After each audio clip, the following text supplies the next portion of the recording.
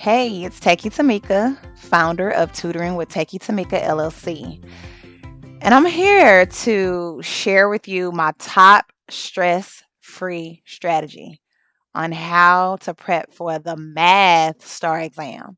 Now, there's so many different subjects, but it'll take me forever to share those secrets. And if you're interested, you could definitely enroll your child in my tutoring platform where I can assign you a tutor tech that could definitely get your child all squared away and everything that they need to know.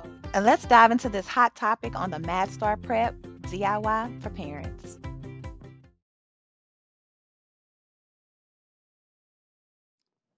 Okay, that's a little bit better. You guys can see me in the flesh. All right. So, what I wanted to do is just kind of set this up so that you guys can see a little bit better of what I didn't show you just a minute ago. So, I'm going to switch over to this screen.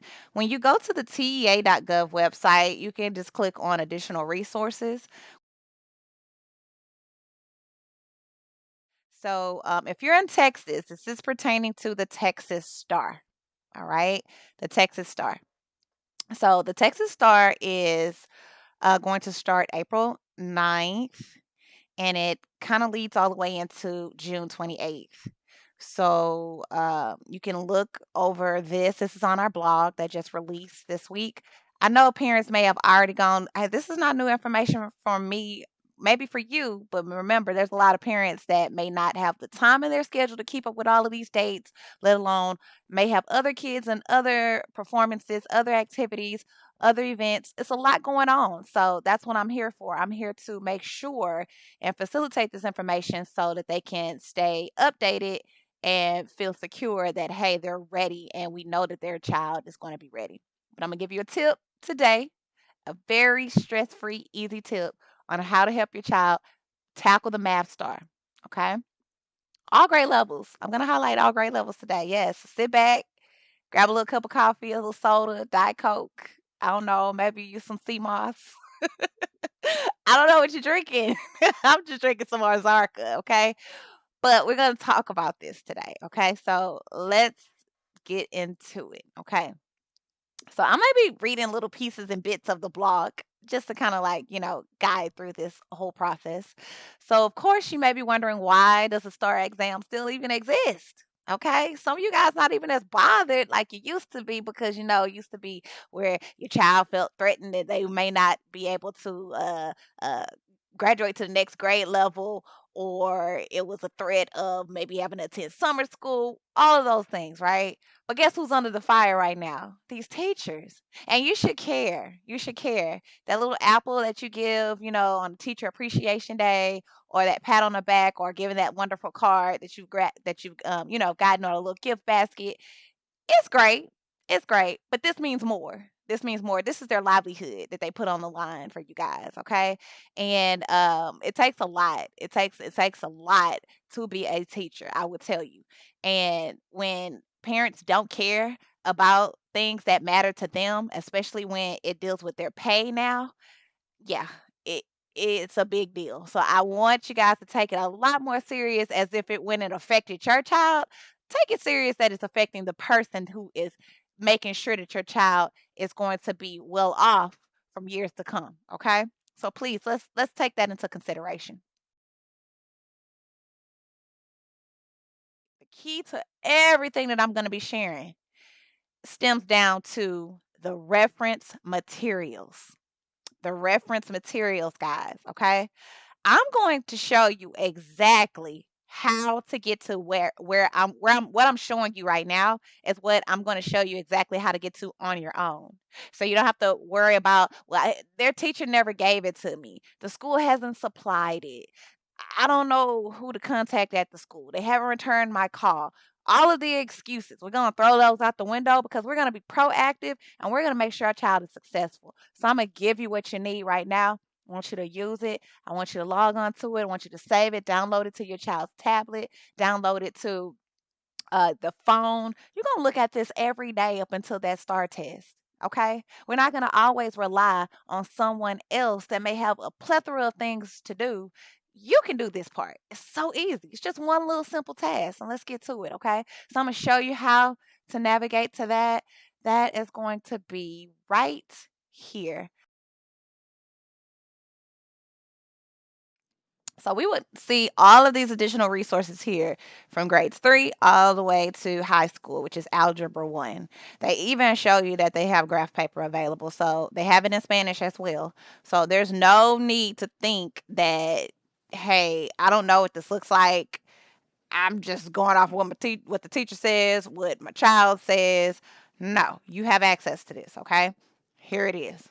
Now, you can access it again by clicking on mathematics resources, and here they are. Okay. They even have the calculator policy. So, parents, if you want to look at that, just know that for the STAAR Grade 8 mathematics and Algebra 1 assessments, each student must have a graphing calculator. Grades 3 through 7th, or the STAAR Grade 5 science, unless the student meets the eligibility criteria to use a calculator as an accommodation. That's the only way that it will be allowed for those grade levels. So 3 through 7 are not allowed. And for the STAAR 5 Grade 5th science, are not allowed unless they have an accommodation. Okay. So be mindful of that before you start saying, oh, grab the calculator. Or you're just watching your child use a calculator all the time and you're like, good job, good job. And they're like, okay, I don't know how to answer this in class. And you're wondering why, because they don't know how to do it by hand. Okay. So it's critical. Don't get mad with the teacher. They're prepping them for the test. That's what they're doing. Okay. So they don't want to have them using tools that's going to only crutch them and make them not feel comfortable doing the test because they can't even use a calculator anyway. Okay. All right. So enough with that. Let's get to the blog and what it is that I'm going to be spilling. And that's this reference tool, guys. This reference tool. Okay. Now, the reference tool is something that we're used to seeing. We've gotten it when we were probably taking tests. If you had to take a standardized test in public school, you've seen it. Okay. We referred to it. But I don't recall the teachers teaching from that tool. I don't recall it. As a matter of fact, as I've tutored in some districts and one on one, their setup does not include teaching from this reference tool. I don't know why. I have no idea why. Why they don't. Well, that's the piece that I need to add. Why they don't. I mean, the STAR professionals are providing this to your students. Why not teach from that? It's like here's a sneak peek. You don't have to remember these things, but you need to know it, okay? Type of deal. So, I mean, why give them something all willy nilly during a test and then they have no idea? That's confusing. So, let's look at this here. We have step one. I already showed you can visit the STAR reference materials, and this is where you would go, parents. Step two, we're going to continue reading what your child needs to target based on their grade level. So let's go ahead and slide down to grade 3. Okay. Grade 3, which is third grade, we have the reference material provides essential conversions for length. And let me go ahead and just give you a glimpse of what it looks like. So I'm not just reading this information and it looks all boring. I'm going to show you what you need to know. Okay. So let me go ahead and get that over here. Move this over on this screen. So if I'm looking to the side, don't worry about me. Just worry about what you see on the screen with the reference materials. That's the most important piece right there. Very important, okay? All right. So, let me pull it up. Okay, here we go. So if you look here, the key information that your child is going to be exposed to is conversions all day long in third grade. Conversions this, convert this, convert this, convert this. Convert miles to yards, a yard to feet, feet to inches, inches back to feet, maybe inches to yards. Okay. It's conversion city in third grade. And to be honest, I know some adults that can't even convert correctly. So you can imagine what's going on in third grade where they just got introduced to maybe introduction of multiplication and division. And here we go, giving them conversions. Okay. So it's really, it can be frustrating if they don't get enough exposure to all of these customary and metric units and the weights and the mass and the volume and the capacity. What is capacity to them? They may not know it. And that's where these terms need to be drilled and killed at home. They need to hear that like it's another second language that they're learning at home. And the more they're exposed to it, the easier it be when they see it on the test. And that's what we do during our sessions. We expose them to this literature that they'll see and these terms and, making it make sense. So that way, when they see it on the test, it's like second nature. It's not like, oh, I don't remember what kilometers were. I forgot kilograms. Oh my gosh, I freaked out doing the test. Like, no, they know it. It wasn't nothing to them because they saw this every day during the session. Oh, I already got that. I already knew techie. I knew what to do. And that's that confidence building. So that's what you want to hear your child. So even if they don't attend our tutorials, I'm giving you a sneak peek here. Parents, come on now, third grade parents. This is what you need, okay? So let me tell you, third graders will need to know how to find missing conversions for the unknown. Not what's here, but what's unknown. Okay. So, for instance, if 1 foot is equal to 12 inches, they need to logically be able to connect with what if 2 feet? What is 2 feet equal to in inches? If one is 12, then two would be what? That's that multiplication factor. 2 times 12 is 24. Ah, 1 foot 12, another foot 12. That's 2 feet. That's 24 inches. Okay. That's what we're trying to see if they understand, okay? All right. Giving them practice questions relating to conversions and missing conversions while having them use the reference materials, this will be extremely helpful in building their problem solving confidence, okay? And that's what we want, okay? So, and another piece that I wanted to highlight time. We assume as parents, you get frustrated sometimes. You didn't know it was 7 days in a week. Sometimes they didn't. Don't get frustrated. They don't pay bills. They don't have to think about those things. Sometimes they don't even know what the day is. They think it's Saturday and they going to school it's Friday. So all of this is a blur to them. And then throwing in problems about 2 weeks and 3 weeks, that's a lot. So we have to expose. The more exposure, the more they understand. And then we wonder why some kids that in the same class that understand the things that maybe some other students didn't quite get. It's because their parents are exposing them. Okay. Their tutors are exposing them. And that's what you need. You need that exposure to this material so that way it's not foreign during the test. All right. Moving along. Let's get to fourth grade, guys. All right. Fourth grade is a mix of third and fourth, of course, but one piece that's a little different. I'm going to slide down because if you notice, everything that you saw for third grade is entirely the same for third grade. So that means that they should have built on what they didn't know into fourth grade, not going, well, they didn't get it third grade. Oh well, we moving on to another year. No, they need to know it again. The same information, okay? They need to know how to convert from lengths, volumes and capacity, weights and mass, including time. They still need to know that. Okay. Now, another piece that's included is perimeter and area. These get tricky because not all the times are there visuals. And we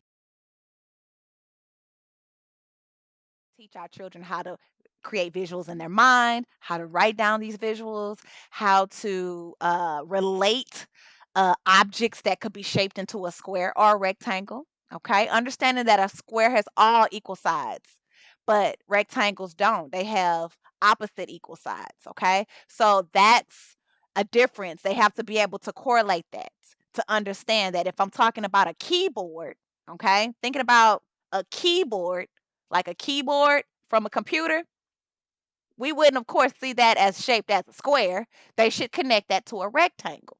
Okay. And if we were talking about measurements, then we would know that, oh, so to measure the area of this particular keyboard, I would need to do length times width.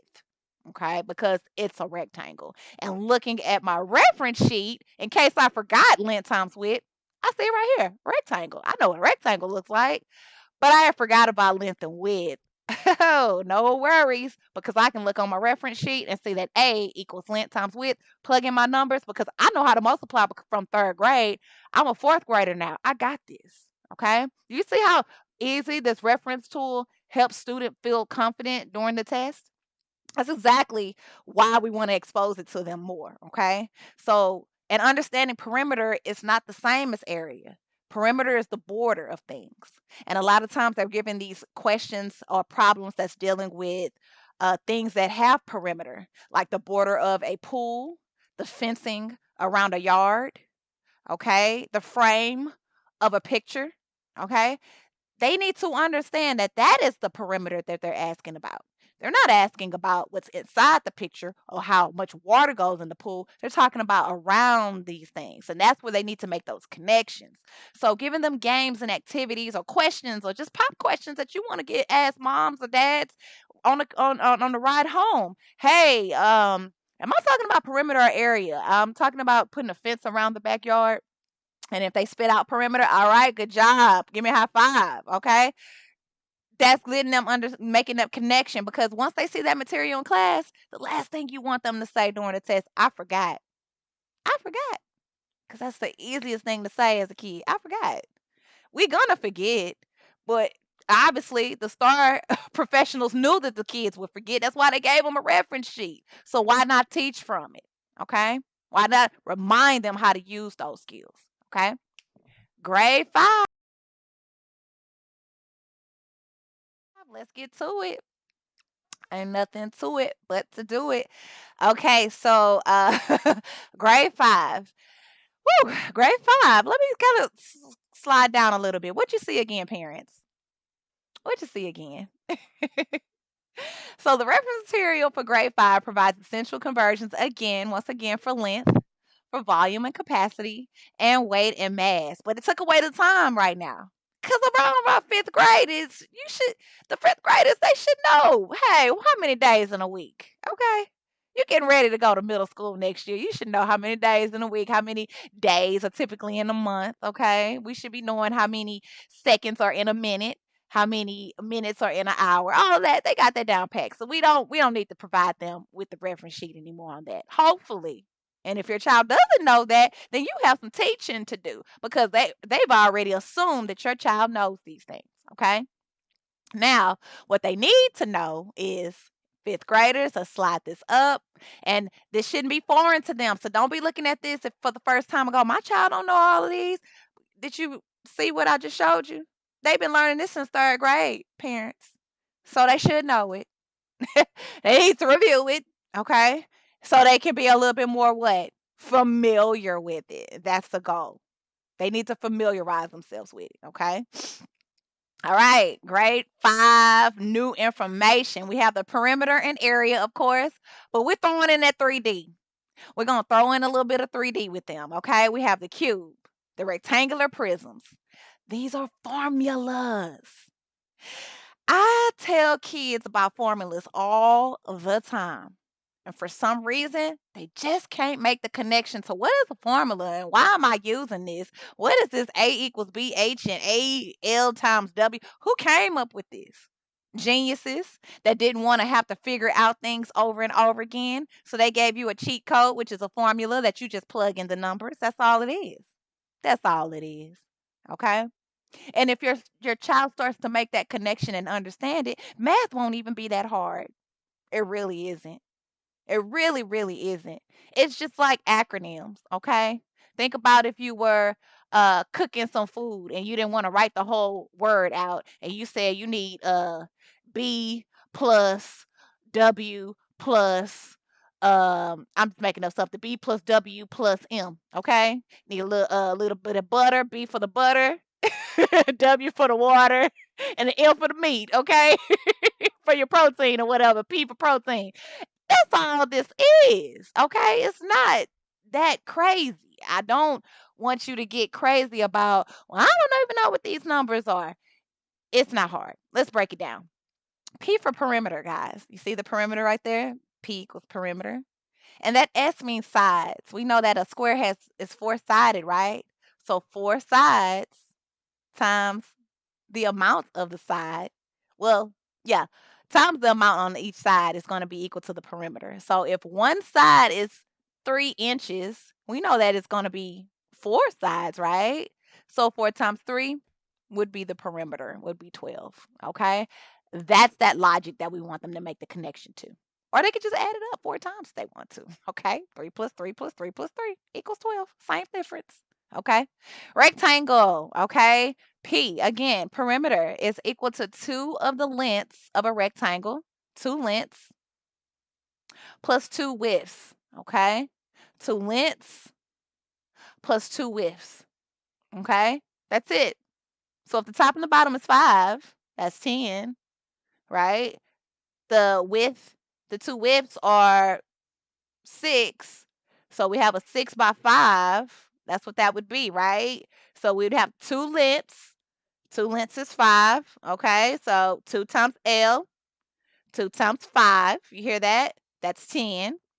2 times 6, that's 12. We add them together. 10 and 12 is what? 22. Easy, easy. And they got scratch paper, so they shouldn't have no excuse. Area, we know that area is what?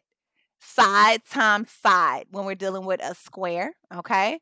And then the rectangle is A equals L times W. That's length times width, or the base times the height. Now, I want to dive into that because a lot of times students get confused on that piece, and that is something that definitely needs to be clarified. Um, the reason why there's a B for base is because the base is actually the bottom of an object. Not all the time we would label it as width. Okay. And in that aspect, we need to make that connection with your child to know that that bottom piece has a measurement. And that bottom measurement is going to be truly now the width of that object. Okay. And now the length will turn into the height because that's how tall it is. So we're just interchanging vocabulary terms. And the more you use it with them, it's like speaking another language at home. They know how to speak our language at home and then go to school and not understand that language, right? So just make it make sense at home. Okay. All right. What's the base of that of this object right here? What's the length of the base of this couch? Can you tell me that? And they start hearing that, they'll know, oh, she's talking about the width. Okay, all right. And then change it to width another day. Okay? Do that. The more you do it, the more it becomes normalized. They will start to make those connections. When they see it on these tests, it won't be foreign. That's all we're trying to do. Give that exposure. And that's the same thing we do doing tutoring with Taki Tamika. Same process. Okay? All right. Rectangular prisms. All right. Volume, volume, volume. Let's talk about volume. Volume has another element. Okay? It's 3D. So it's no longer flat, of course. We need to be introducing them to objects that have depth. Depth. So if I was to hold this object here, we can see it has height. We can see it has base out obviously here, right? But the other piece to that is it's how do I say it? It would be it's pretty much depth, but we call that it's this is the height, this is the length. Let me turn it this way, okay? Says create right there. I love this. So we have we have the length would go about from here to here, right? And then we can say here is my width here, but the other piece to that is going to be this portion. I'm gonna kind of dip it down, this portion here, okay? And that is going to be the third element, okay? So we have length times width times height, okay? This is how high it sits off the ground. Okay. So we can either turn it this way, we can turn it this way, however it floats your boat. But that's what the students needs to understand is that when you're dealing with volume, it can also have a base, which the base is going to be considered the area. Okay. If that makes sense. Area is length times width. So if I was to draw on the screen really quick to make a better connection for you guys, we can see that this base here would be equivalent to the length times the width. Okay. That is considered the area of the 3D object. Now, because we've already have the length and the width, we only need the last part, which is now the height, right? The height is provided in both of those formulas. So if they can understand, oh, I was given area, I just need to multiply my height. Easy. I have the volume now. Okay. That is very tricky because a lot of times they're so hung up on length times width times height, they cannot make that connection with area times height, which is base times height. That's where more exposure, more experience, more real world understanding, more hands on come into play so they can make that connection. I hope this is making sense to you, parents. You may have to join a session with me. Okay, guys, let's keep going. Let's go ahead and get into fifth grade, my favorite grade. Okay, let's see. Woo, what do you see again? Repetition, repetition, repetition. We need to know what? Customary metrics. We need to know our conversions. Conversions don't go away. How many years has went on so far? Third, fourth, fifth, sixth, 4 years of knowing conversions, and your students look at this and go, I don't remember what this is.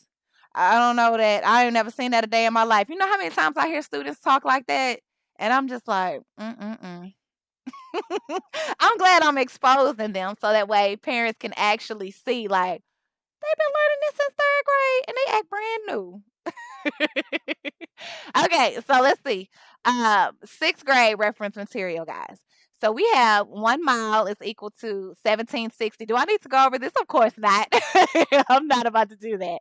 But we know what it is. Okay, we need to refer back to it because they may have lost the skill, which is valid. They may have lost it. They may have forgotten it. They may have not seen it in a while. We don't use this all the time. We do as parents because we may be in the kitchen whipping up something. We may be doing some type of measurement at home for some type of reconstruction. We might be dealing with some type of home decor, whatever the case may be. We're dealing with some type of measurement in our lives, and we may be a little bit more familiar with this. Children are not, so we have to expose them. Now, when we go up, another key piece to what the students in sixth grade need to know. Whew, they need to know area of some different shapes now. Okay, no longer little squares and rectangles. We're getting into triangles. We're getting into rectangles and parallelograms. Okay, so we need to understand that a parallelogram is similar to a rectangle, and there's a different type of shift of how it's kind of slanted, right? But it has the same exact formula. That's what they need to know. They shouldn't look at that shape and go, "My teacher didn't teach me this," and the teacher's sitting there like, "Yes, sir, I did." So they need to know, parents, rectangle and parallelogram have the exact same formula, and that's b times h. It's the base times the height. That's it. Multiply the base times the height, and you have the area of the parallelogram. Okay. All right. Don't get hung up on that rectangle being length times width times height, and then they see this parallelogram and they're like, I don't know that. I just skipped it. Don't do that. Trapezoid. Trapezoid, guys. Okay, so we have the formula here. Let me look at, I'm going to go back to triangle. I purposely skipped over that one because I want it to be so simplistic to where when you see it, you're going to go, oh, I got this. I'm about to teach my child and they're going to be a pro at this. Okay, so trapezoids. We have those halves in there. And I'm going to write this down because this is where a lot of students get hung up on. And I don't want them to be confused about a fraction. Not anymore, especially when we practice it, of course, in class. They have no 9 times out of 10 they have seen this in class, and when they see it on the test, their mind gets so scrambled that they just like, oh, I'll skip those questions. I'll come back to those later because I'm not good with multiplying fractions. Yes, you are. It's not hard at all. We can do it mentally, in fact. So let's say we have this trapezoid here, and I'm not gonna draw it all super crisp and clean. I'm just gonna do it as best as I can right now. Okay. So let's just say that this base here is 4 and this one is 2. Okay. Well, I'll say 3. I'm going to say 3 right there because it's not that much smaller. And I'm going to use inches, of course. And then I'll say that the height, okay, I'll make that come out here. I'll say that this height here is going to be 6 inches. Okay. Now I want you to look at this here. This is what a trapezoid looks like, of course, and you need to familiarize your child with trapezoids so they don't get confused and go, I don't know, I didn't know what shape that was. I thought it was a rectangular prism. And they forget. They really do. Because they go, I haven't learned that since third grade or fourth grade. So, parents, guess what? Your child may have forgotten their shapes, and you have to remind them. Let's familiarize them with these shapes. You probably even forgot what a trapezoid looks like. So, guess what? You guys got some fun homework to do. All right, so let's look at A equals half B plus B1 plus B2 times H. Okay, let's look at this. We know that when we're dealing with PEMDAS, the first thing we do is what? Is in parentheses. Okay, I'm quite sure you guys probably remember that part. So if we're trying to find area, we're going to look at this is considered a base, and this is also considered a base. It could be base 1 or base 2. This one could be base 2 or base 1. It don't matter. We can flip it on the other side. They're both bases, okay? So that means that I can sit this on the top on the 3, or I can sit this at the bottom on the 4, okay? However I want to do it, okay? So that means that all I would be doing is what? Half. I'm plugging this in. I want you to see how this formula works. This is going to be my B1, and this is going to be my B2. Okay? I'm just going to plug that into this formula here. You see that? This is now going to be 3 plus what? 4. And I'm just going to put my H right there for my height. You see that? And because I'm going to do that, I'm just going to go ahead and put the number in now. I already know that the height is 6, so I'm going to plug in 6 for H. That's what these mean. Those letters represent other things. Remember when I said the butter for the B, the W for the water, and the M for the meat or the P for the protein? It's the same thing. Just like when you're going and you're going to go get food and they have V's written all over the different things that you can check out for your menu, and you're like, oh, okay, so that's a vegan right there. Okay, so that's a vegan option. Okay, that's this here. Same thing. Okay, V for vegan. This is H for height. I'm gonna plug in the height. The B1 is the 3. The B2 is the 4. That's it. Now I have my actual uh numbers plugged in the way I would have solved for area. Okay. Uh, but when it comes down to students, they get confused. A triangle is let me go ahead and draw a rectangle. Remember the formula for rectangle was length times width. Okay? What's a triangle? A triangle is nothing more than half of a rectangle. So if it's half of a rectangle, what do you need to know? If this is going to be considered the base and this is now the height, it's the same thing in the formula. It's just the height times the base times half of it. You're just going to chop it in half. It's a rectangle that's in half. That's what a triangle is. Okay? So we no longer use length times width. We're going to be using the length times width and chop it in half. That's what we do. That's what a triangle is. That's why we need to multiply whatever we get is going to be half of it. Okay? So if this was 2 and this was 5 and this was, and we wrote 2 times 5, that equals 10. What's half of 10? You can do that in your head. What's half of 10? Half of 10 is 5. And teach your children this because a lot of times they can't make a connection to what's half. It's like, I don't know what half is. I really don't talk about half that much. Okay, well, talk about it so that way they can be a little bit more aware of what half is. I bet you if it was splitting half of some food, they gonna count after that. Oh, wait a minute, it's 8 pieces. Give me my 4.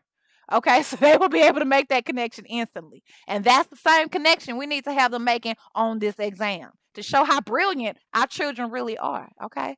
All right. They just need a little bit of exposure. All right. Grade 7. Whew. Let me get into it. Okay. I'm going to have to take a little breather when I click on this one here on 7th grade. See if I can even get behind it because let me see. Okay, here it goes.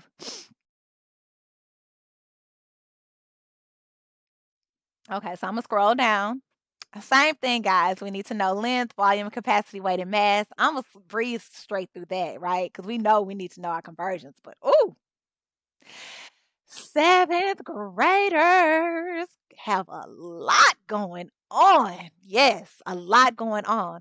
And to be honest, Parents, if you didn't know, this is why I teach seventh grade work in sixth grade because it's so much that they need to know in only 1 year. They might as well be introduced to it the year before. So it's not so brand new and overwhelming in seventh grade. Do you see all of this? It's a lot, right? We jumped from one grade where we only needed to know the area of triangles and some volume into linear equations, circumference, pi, distance, simple interest, compound interest. That is loaded. It's a lot. And I need you to understand that you cannot get all of this information in 90 minutes in a classroom. You cannot get all of this information in an hour session. They need exposure every day. They need exposure. They need conversations. They need hands on. They need to be feeling and breathing and seeing this all day long in order to feel comfortable to say, hey, I got this during the test. Okay, it's a lot going on. Look at all these formulas. We got constant of proportionality, slope intercept form. They need to know how to find the circumference. Some of them don't even understand what circumference is. Okay, that's a lot. And I'm not about to teach all of that right now.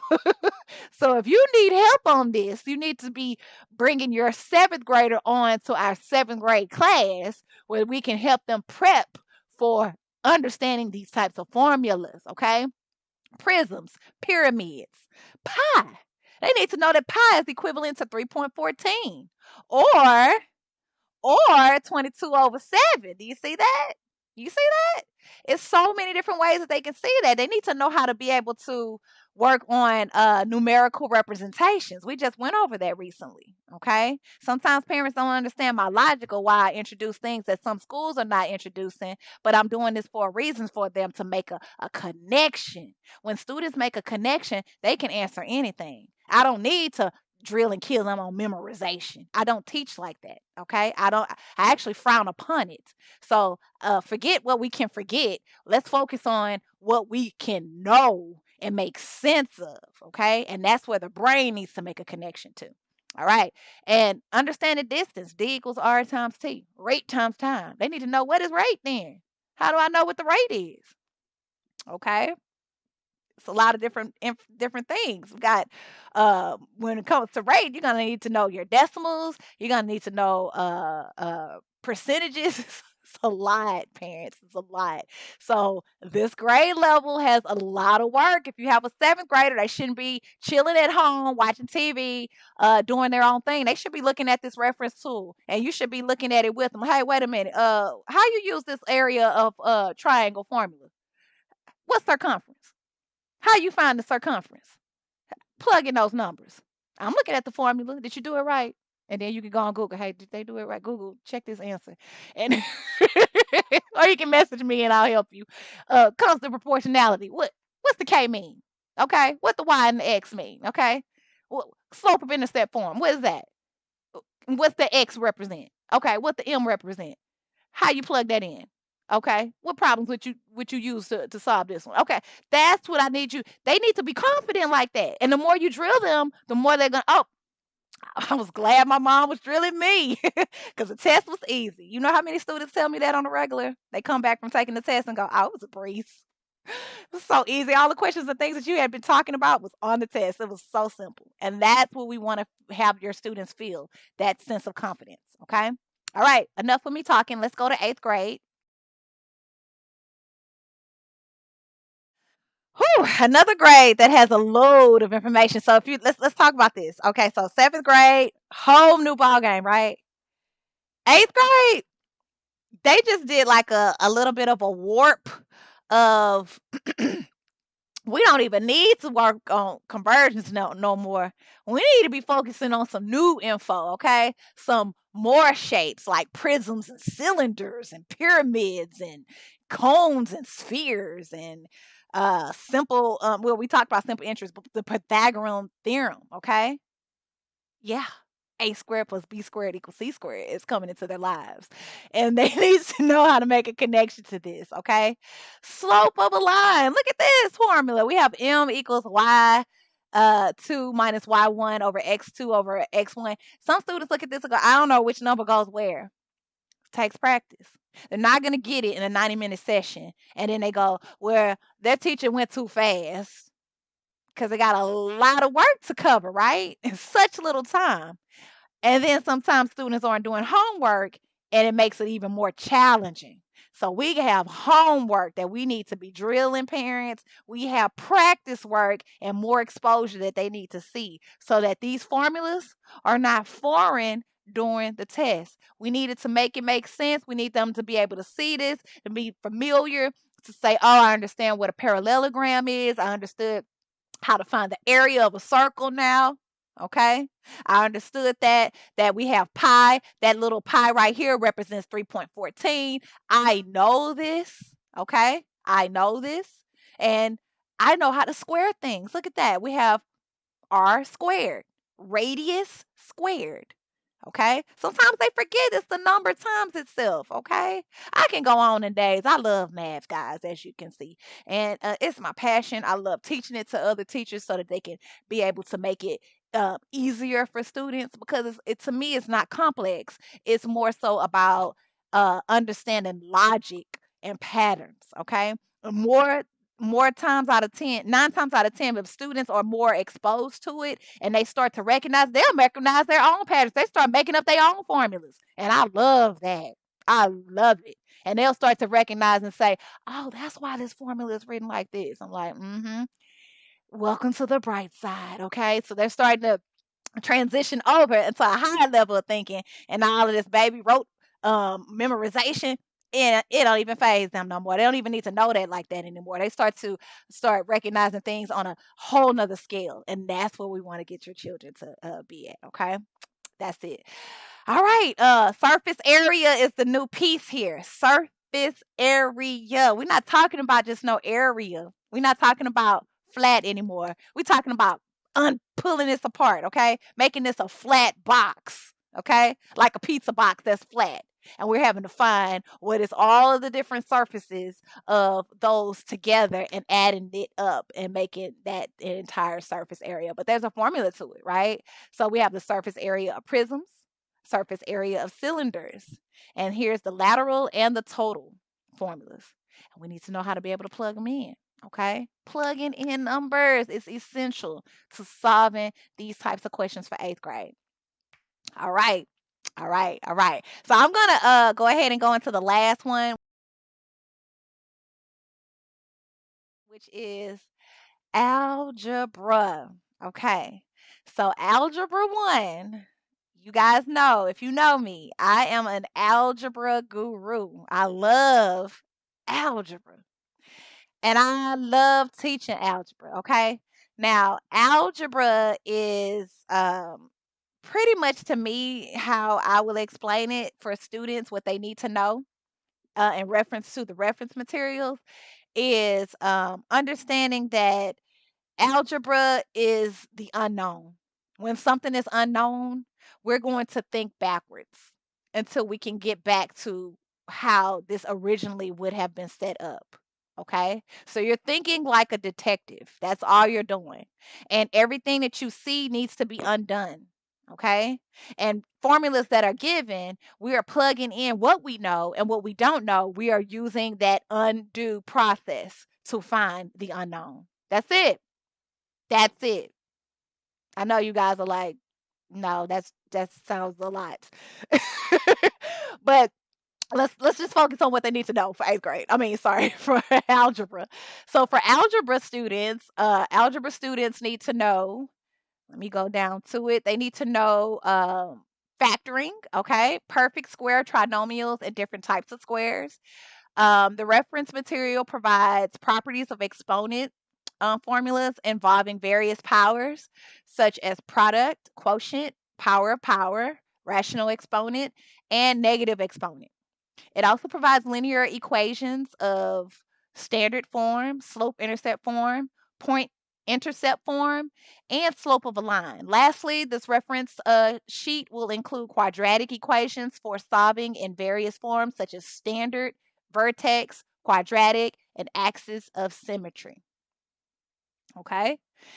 Now, Algebra 1 students will need to know how to factor trinomials and difference of squares, okay? They need to know how to find the properties of exponents, solve linear equations in different forms, whether it be the standard, the slope, intercept, the point slope, the slope of a line. They need to know how to maneuver throughout these different types of forms, okay? And understand which one they need to apply with the question that's being asked, okay? They're saying, hey, can you find the points? Okay, well, we need to be using point slope. Okay, if it's asking me to find the slope, then I need to be using the slope intercept. Or let's say if they had lines that they already provided me, I'm going to use the lines because it's the slope of a line, right? Okay, so that's what I'm going to do. But they need to understand how to do that with practice. That's where practice, and I am a big killer on practice work. I'm not your typical tutor where I just say, okay, session's ended. See you next time. Bye. No, I give you practice work because the more you practice, the better you get. And that's my motto. You're not going to get this during my session. You're not going to even get it by seeing it in class.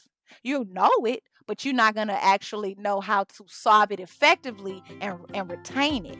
The only way you retain knowledge is through practice. The only way you build confidence is through practice. It's just the rules of the game. That's just how it goes. Okay. Lastly, this particular grade needs to be fully aware of how to practice solving problems involving how to apply variables and given numbers properly within formulas on the reference sheet, as well as apply algebraic reasoning along with critical thinking. Okay, so this is a high intense level of critical thinking going on in Algebra 1 with my high schoolers. So if parents, if they struggled in the previous grades, you may want to go ahead and get them a tutor. It's just essential, okay? And if you can't rely on the school to give you what they need, you have to get a private tutor. It's essential. You have to reach out somewhere, okay? To get someone who's dedicated to walk your child step by step on what they have not understood all these years because their teacher is not going to do that. Their teacher doesn't have the time. And if you can see, this is totally different from the previous grades. So they're assuming that they know it. And if they don't, and they were confused those previous grade levels, then you have to do your part to help them get back on course and to gain that sense of confidence. So this pretty much wraps up everything. I want you to go to the blog here. My last piece of information is going to be provided in the blog where it says, what can educators and parents do to prep learners for problem solving and critical thinking strategies for all grade levels? Okay. So, this section here is what you need to do a quick read over. Okay. You need to take some notes, parents. Okay. And this is for all grade levels. All grade levels. It's telling you exactly what you need to do step by step from guided practice, visual aids, from interactive group activities, previous learning that they may have to brush up on, helping them with their critical thinking skills using prompts and ideas such as um, discussion based learning, exploration of alternative solutions.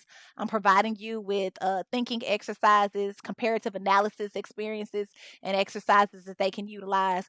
All of this, even adding in a real world connection. And that plays a major role when they're looking at these questions that are related to real world, understanding. And if they're not making that connection on a daily basis, how in the world are we going to expect a child to make a connection during an exam? Okay. All right. So I'm gonna stop here, guys, because I can keep going on and on. I hope you enjoyed this topic. I hope this was helpful to some parents. I tried my best to go over all of this because it's important to me. It's important to me to do my due diligence to the community to help where help needs to be recognized. And it definitely, I definitely see that there's a disconnect sometimes with the proper support, the proper things that are not being told to parents correctly on how they can truly facilitate and help. It's always that pointing that finger. Well, where were you? And how do you, were you not supporting? We need this. We need that. I'm just gonna show you what you need. Okay. And here you go. You have it. I hope this was helpful. I hope you enjoyed everything that I was able to share with you guys. Share this video, okay? Go ahead and give me a like on YouTube, okay? Go ahead and go over to Take It Tamika on YouTube and subscribe. Okay. I need those subscriptions because I'm going to help reach more people. And that's my goal, to reach more people so that I can help them grow and help more students and to build more content for you guys. All right. Enjoy your night and stay tuned for more.